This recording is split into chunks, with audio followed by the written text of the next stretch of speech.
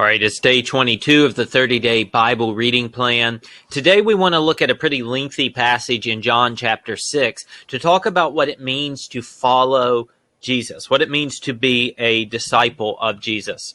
And this is a good paragraph for that. On the next day, well, several paragraphs, I should say. On the next day, the crowd that remained on the other side of the sea saw that there had been only one boat there, and that Jesus had not entered the boat with his disciples, but that his disciples had gone away alone. Other boats from Tiberias came near the place where they had eaten the bread after the Lord had given thanks. So when the crowd saw that Jesus was not there, nor his disciples, they themselves got into the boats and went to Capernaum seeking Jesus. So that's what they're doing. They're seeking him. But he's going to explain to them what it means to follow him. When they found him on the other side of the sea, they said to him, "Rabbi," which means my teacher, "where did you come from?" Jesus answered them, "Truly, truly, I say to you, you are seeking me." So why are they seeking him? Not because you saw signs, but because you ate your fill of loaves. He's just fed them in this miraculous way. And he's saying, you're not actually interested in me or what God's up to. You're just interested in filling your bellies. Do not work for the food that perishes, but for the food that endures to eternal life, which the Son of Man will give to you. For on him God the Father has set his seal. Then they said to him, "What must we do to be doing the works of God?" So this is the question. What must we do to be doing the works of God? Jesus answered them, "This is the work of God." Here it is. That you believe in him whom he has sent. So they said to him, "Then what sign do you do that we may see and believe you? What work do you perform?" So there's a resistance to belief here. "Our fathers ate the manna in the wilderness, as it is written, he gave them bread from heaven to eat." Jesus then said, and see, they're still focused on the bread. Jesus then said to them, "Truly, truly, I say to you, it was not Moses who gave you the bread from heaven, but my Father gives you the true bread from heaven. For the bread of God is he who comes down from heaven and gives life to the world." And they said, "Sir, give us this bread always." Of course, he's talking about himself. They're still talking about bread. Jesus said to them, "I am the bread of life." So, the one who comes down from heaven. "Whoever comes to me shall not hunger, and whoever believes in me shall never thirst. But I said to you that you have seen me, and yet you do not believe. All that the Father gives me will come to me, and whoever comes to me I will never cast out. For I have come down from heaven not to do my own will, but the will of him who sent me. And this is the will of him who sent me, that I should lose nothing of all that he has given me, but raise it up on the last day. For this is the will of my Father, that everyone who looks on the Son," so here's the will of the Father, "and believes in him should have eternal life, and I will raise him up on the last day." So what it means to follow Jesus, what it means to follow God, is to believe on Christ. Believe on Jesus.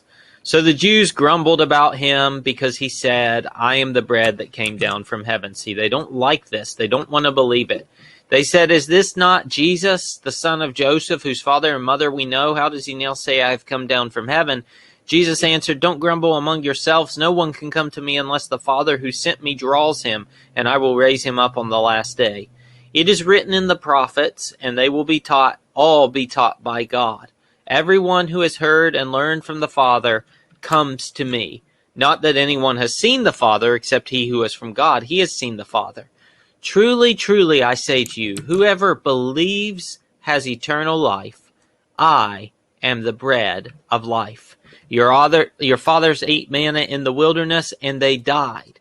This is the bread that comes down from heaven, so that one may eat of it and not die.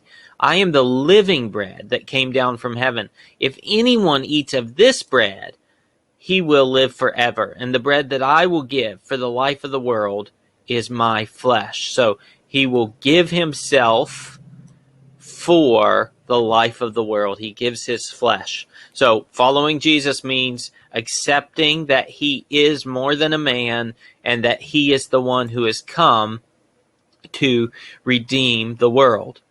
The Jews then disputed among themselves, saying, "How can this man give us his flesh to eat?" So Jesus said to them, "Truly, I say to you, unless you eat the flesh of the Son of Man and drink his blood, you have no life in you." Now, this would have been horrifying to first century Jews to think about drinking blood or eating a person's flesh. But notice they don't understand what he means, that he's going to give himself, he's going to sacrifice himself. "Whoever feeds on my flesh and drinks my blood has eternal life, and I will raise him up on the last day." This is all parallel to believing in him. So believing and feeding, these would go together. So what does Jesus mean when he says, "Whoever feeds on my flesh"? Well, he means you believe on him. "For my flesh is true food, and my blood is true drink. Whoever feeds on my flesh and drinks my blood abides in me, and I in him. As the living Father sent me, and I live because of the Father, so whoever feeds on me, he also will live because of me. This is the bread that came down from heaven, not like the bread the fathers ate and died. Whoever feeds on this bread will live forever." Jesus said these things in the synagogue as he taught at Capernaum. When many of his disciples heard it, they said, "This is a hard saying. Who can listen to it?" But Jesus, knowing in himself that his disciples were grumbling about this, said to them, "Do you take offense at this? Then what if you were to see the Son of Man ascending to where he was before? It is the Spirit who gives life. The flesh is no help at all. The words I have spoken to you are spirit and life. But there are some of you who do not believe." For Jesus knew from the beginning who those who did not believe and who it was who would betray him. And he said, "This is why I told you that no one can come to me unless it is granted him by the Father."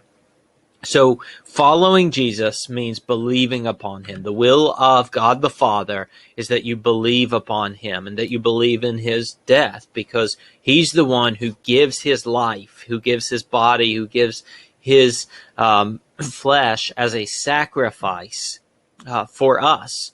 And he uses this really powerful language of feeding on him to say, this is how you believe in him. This is how you trust in him, that you rely on what he's done and you don't rely on anything else. And so that's what it means to follow Jesus. It means to rely on him and to believe in him and to trust him.